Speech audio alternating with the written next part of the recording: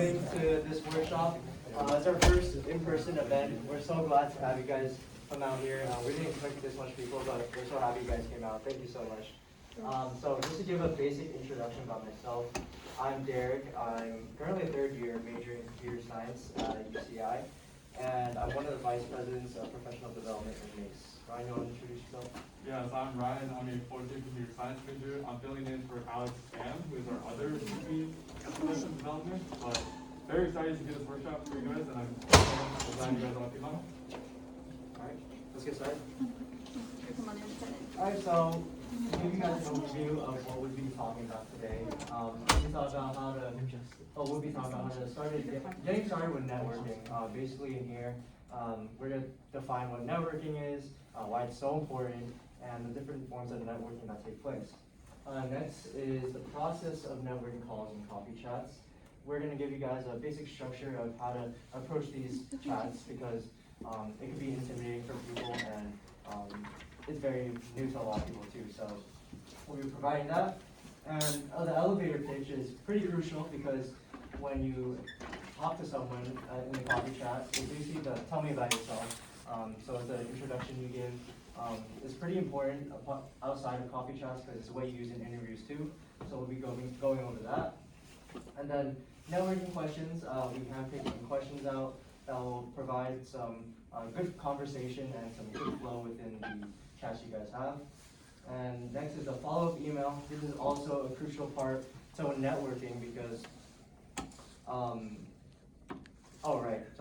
because after you talk with them, right, like they're taking the time out of their day to talk to you, and you kind of want to leave a good lasting impression on them. So it's good to do that. And then finally, we'll be going over the messaging templates. These are the cold emailing, the LinkedIn templates, and the follow-up emailing templates that we'll be discussing. So next slide, please. So first, what is networking? Networking is basically a process in which people interact so that they can further their professional career. And this is very important because if you have all these connections, right, and you're trying to apply for different jobs or land certain positions, then you'll have someone that you kind of know and they could probably recommend you about that position and most likely you'll land it. So there are several forms of networking. First is cold emailing. That's basically where you have the email of the desired person you want to talk to, and then you just send them a quick email saying, oh, hi, my name is blah, blah, blah. I'm very interested in this, this, and this, and I'd love to schedule something sometime with you. We'll be going over the templates, but that's just like a basic gist of it. And next is the cold messaging. That's usually taken in the form of LinkedIn. LinkedIn is a platform where people network mainly, but it's where you apply for jobs too. And warm connections, I feel like these are very important and are more likely to get you the jobs you want because they're basically like, I don't know, the relatives that you have or the close friends you got, they got your back, so hopefully they'll help you, like give you a letter of recommendation, put a good word for you, and you'll most likely get that position. So I also want to cover the different ways to find contact information via email because not everyone shows their email on a website. They want to keep their contacts like private sometimes. So there are different methods to finding emails. First way could be finding the company's website and searching for the emails of employees. This is pretty big because most companies have on their website the list of employees, and then with them they have their contact information and most likely email will pop up, but sometimes that's not the case. Alternatively, you can use an email lookup tool, something called Hunter.io is something I use and many people use, pretty popular. How it works is that you put in a domain name, which is basically like at gmail.com or at microsoft.com, and then the other input is the first and last name of the person. So I'll just like show you guys a quick demonstration of that. Alright, so this is it. So example I'm gonna use. This is my mentor of the summer. So Sankit. So that's his name, first and last name, and he works at Rapid Circle. And let's see.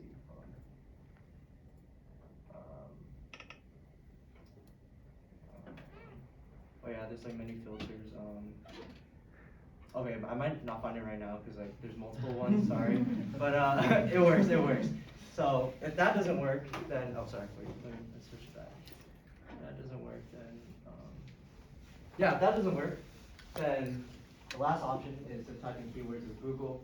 I think this is not very efficient because like Google has so much information, you know. But example of how this will be implemented would be like, oh, if you know the first name, last name of the person, type it in the search bar, as well as the domain name, as I explained. And there are other filters you include, like if you know where they work, put in the location. There are many other things you can have in there. And also, I want to point out that in URL, basically that's like Google's way of filtering things. So say that I'm gonna show another demonstration. Say that say that you're looking for the contact page of Amazon, right? So you can type in Amazon and then in URL and contact. Yeah, so basically it takes you your contact page, okay, whatever. But yeah, so that takes you your contact page. I just need to sign it over. But yeah, and that's how you get started with networking. Next slide, please. Yeah, just in general, I mean, all these different tools, doing live demos of them is always a little complicated, but there are many different ways for you guys to find out these company emails. Like we said, warm connections are always better. These are all examples of cold connections, right? Just finding that email, however you might do that. Another great way is, you know, if you guys are on LinkedIn, you can filter by UCI students or UCI alumni. So you use that to find, for example, you might see Derek. Derek has worked at, let's just say Microsoft. Then you can ask Derek for a company recruiter email rather than going through the whole process of, you know, trying to find an email yourself. But like we said, many different tools out there, so just use the ones that you guys think works best when you begin your networking process. And if there are any questions for Derek's slide or any of my stuff, feel free to ask them. But yeah, we're gonna go into a specific kind of networking called coffee chats. Coffee chats are pretty important for both technical roles and more business-minded roles.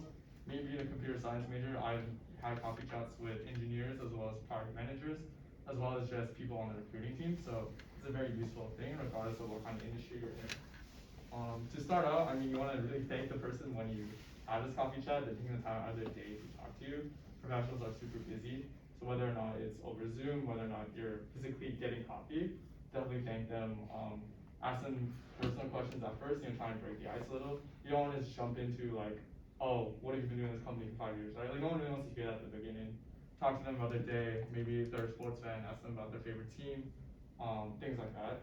Because you really want to get to know the person. You don't want them to think it's just another work meeting or another work thing, because they're taking time of the day to talk to you as a student. What I've noticed actually is that in a lot of these coffee chats, they want to learn more about being a student. You know, it might be that they haven't been a student for a long time, so definitely, you know, do some talking as well. But if you're on the more nervous side, maybe a little shy, you can always put the impetus on them to ask them questions, ask them personal questions, ask them professional questions, just do whatever really just feels comfortable for you guys. And later during this event, you get the chance to practice this. You'll be networking with MAISS board like ourselves and also MAISS mentors. So again, pay attention, use the kind of skills we're talking about. But pretty much everything on the slide is pretty self-explanatory. I think the one thing I want to emphasize is this thing about referrals. Never ask for a referral directly. No one really wants to hear that. It doesn't come off as well. So what you want to do is kind of bring it up in a roundabout way. You can say, hey, I'm super interested in being a software engineer intern at your company. And then more often than not, they'll either direct you to the recruiting person, or maybe they'll even say, yeah, sure, I can refer you to that role if you're interested, right? But you never want to ask them for that because, like I said, it just doesn't come off as good. And also, if you say things like the examples I just gave, and they don't talk about referrals, then don't ask about referrals. Again, this is like a pretty touchy subject, so you want to make sure that you keep this connection alive. And, you know, to further talk about that, even if you do get a referral, make sure you keep talking to this person. Because let's say the coffee chat went great, you got a referral, and you just stop talking to them, it's pretty obvious that you were only doing it for the referral. So make sure you keep talking to them and keep this connection alive. Any questions before we move on? Okay. Alright, so as I mentioned earlier, the elevator pitch is one of the most important things you need to get down because it's a basic introduction about yourself to the other person. Typically, you want to keep it 1 or 2 minutes because they're taking the time out of their day to talk to you, and you don't want to keep it too long, right? So the general structure is as follows. Basic introduction about yourself, and school-related info. So it would be like name, major, year, and all that stuff. And after that, talk about, you could include this, but this is optional. You can talk about the background influences that kind of led you to what you're doing today. And then after that, bring in some experiences, talk about those, whether it be extracurriculars or internships. Those are pretty good. And as you talk about those, talk about the main lessons or takeaways you got from them, which kind of shows what you learned, and the recruiter will see that, or the person you're talking to will see that. And after that, you want to tie those experiences and those lessons to the position or why you want, why you want that position. So that's how you show you're a strong candidate. And some things to keep in mind, this could be very hard to get down, but practice does make perfect. I practice this like so much. It changes all the time because you're doing different things and you want to include it. Also, don't make it sound scripted because this is basically a conversation. You want to make it sound as natural as possible. And finally, craft your story to tailor it to the given situation. So say that you're talking to someone an employee in Microsoft, right? And then that company values like, good work ethic, you're a team player, self-starter. Then in your elevator pitch, you should include those qualities and show that you're the best candidate for that position. So yeah, that's that. And next slide.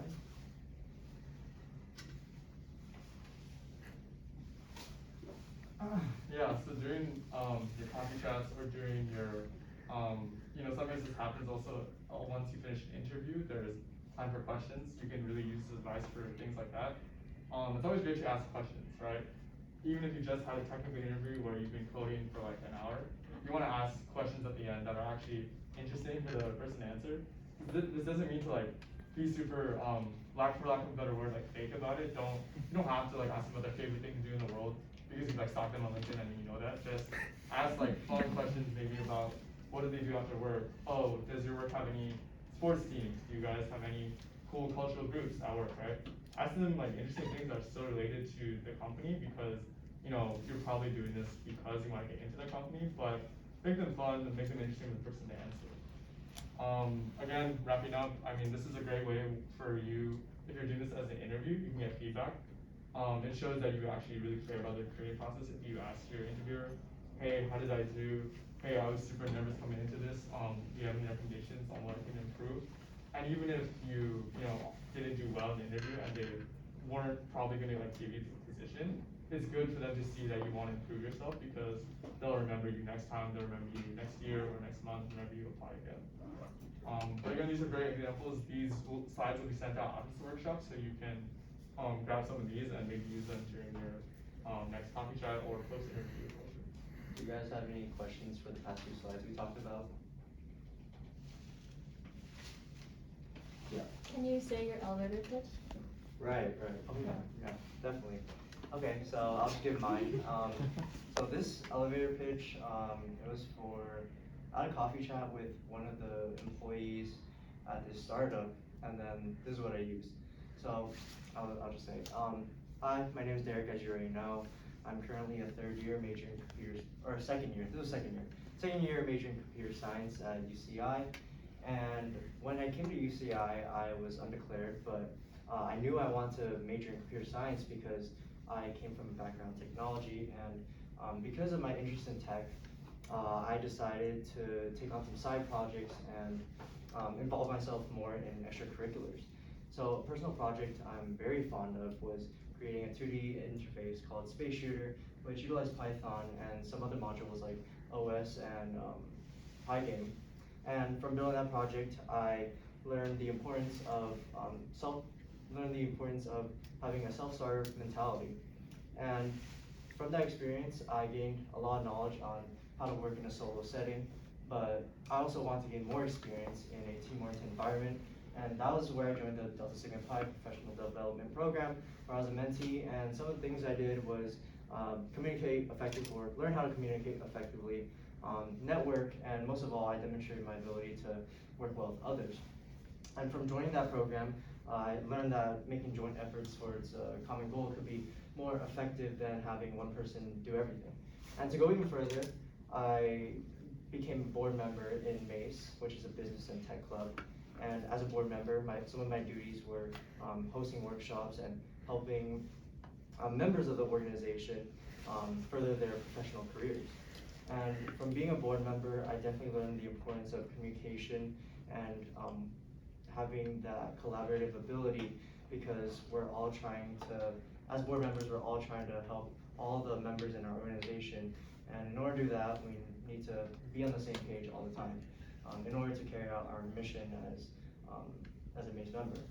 And having acquired all these skill sets of working solely in a team-oriented environment, I was motivated to take these skills and find different areas, and that was where I found blah blah blah. And then from there, I basically like tied it to why those skills I got were relevant to that position.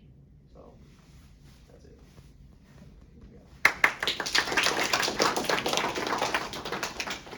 Yeah, it was a great elevator pitch.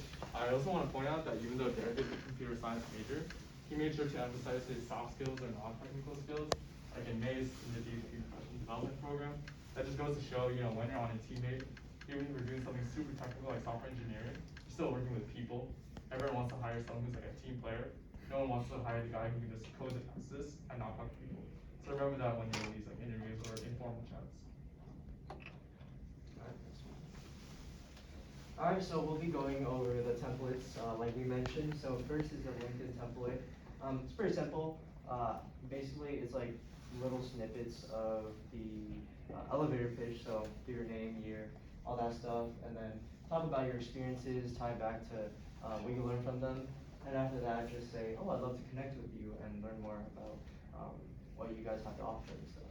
So usually keep it to the minimum of 300 characters, because that's how LinkedIn works. I don't know why it's like that, but just keep it nice and concise. And again, if you have no internship experience, use extracurriculars to still demonstrate that you're still trying, you're still getting new experiences. So that's really good. And then, so after you send this message, hopefully they connect with you, not ghost you. Just keep the conversation to scheduling a quick call. So next slide, please. So this is a coffee chat message that my other co-lead gave me to work with.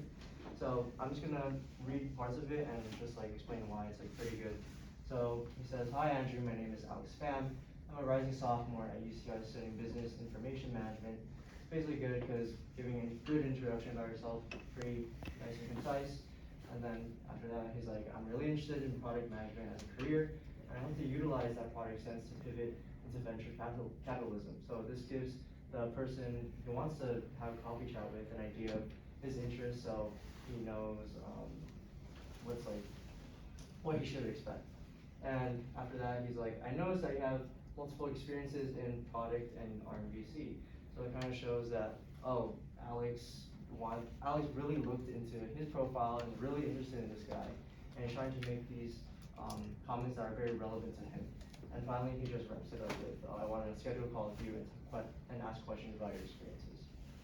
Any questions? Sorry. Alright, emails is another form of like asynchronous networking. Super important, especially with COVID. It's sometimes harder to have that face-to-face interaction at a career, for example. So using maybe one of the tools that Derek mentioned at the start of the workshop, you might have gotten someone's email, either a company recruiter or someone at the company. This is an example of like the cold kind of first initial reach out, but we'll be talking about follow-up emails as well. But pretty similar to the LinkedIn message, you do have the ability to write a lot more, but I wouldn't suggest writing a whole lot because people are super busy. If it's a recruiter at, for example, Tesla, they probably get like a ton of these emails every single day. So you really want to be memorable while also keeping it short. Again, kind of like an elevator pitch, kind of say how you're different, say what you've been doing in the past, what really sets you apart. A good thing I like to always say is that I kind of say like what I've done in the past, but I noticed that a lot of other CS majors have done the same thing. I kind of give them my value proposition. I say like why I think I'm different from all the other CS majors out there. I encourage you guys to do something similar. One thing about the timing, so 15 to 20 minutes is pretty much what you expect for a coffee chat, even if it happens to run over when you're in the chat, never like suggest more than that, because again, people are pretty busy. I've heard different advice on whether or not you should ask them to meet on a weekend as well as a weekday. It really depends on them. You know, someone who's in the finance industry, for example, if they're working 12-hour days on the weekday, they probably don't want to meet with you after. So in that case, it's fine to ask them about the weekend. But definitely feel it out. There's really no great advice for that particular thing, but this is a great template, and like we said, it'll be in the slides that we send out. So this is what I was talking about earlier, the follow-up email. Follow-up emails are super important. I've been told multiple times that what sets a good candidate apart from a great candidate is honestly that follow-up email, because if they were kind of on the fence about you either in the coffee chat or during the interview, if you message them, you really thank them for your time, talk about some specific things that you learned from them or advice you got, that'll really go a long way in putting you over the top of some other candidates. You know, again, this is pretty similar to all other things. Keep it short. These people are pretty busy. Be super genuine. I mean, don't like make up something. Like, for example, if they told you something about coding and you're like, wow, they changed my mind about like software engineering. Like, you don't need to like say stuff like that, but just kind of like try and find something genuine that happened in the meeting or the interview or whatever it was, just to remind them that you were paying attention and you valued their time as much as they should have valued yours. And this is a great example. I'm not going to read all this because my mouth is really dry, but pretty much you can see like great things in this email. For example, they talked about working at Eastern time. That's like a specific small little detail that probably not everyone would notice from the chat. They talked about yesterday afternoon at 4 p.m. That's when the chat occurred, or yeah, that's when it occurred, so that's also another great thing. I really liked the middle paragraph about like the zigging and zagging the professional journey. That shows that the person who had the chat actually learned from their experiences. A lot of times when you talk to like, for example, a senior manager at a company, and you ask them, hey, why did you become a manager? More often than not, they never set out to become a manager. They have this like kind of zigging and zagging journey from different companies, different positions. So this just goes to show that the person who heard that really paid attention and valued that. A great closing, I mean, really make the person feel valued again, but again, no mention of a referral. They're super genuine and nice. And if the person who received this email thought they were really cool as well, they'll probably follow this up with, hey, I really enjoyed meeting you. Can I refer you to anything at, you know, whatever company they're at? And yeah. All right, thank you so much. That wraps up the report. If you guys scan that, that's the feedback form. That'll let us know what we can improve on, some things you liked, some things you didn't like. And if you guys want to follow our socials right here. And right now we're going to have like a little networking event so you guys can put it into practice. Do you have the board members come up here? We're going to send the mentors. Oh, so yeah, members too.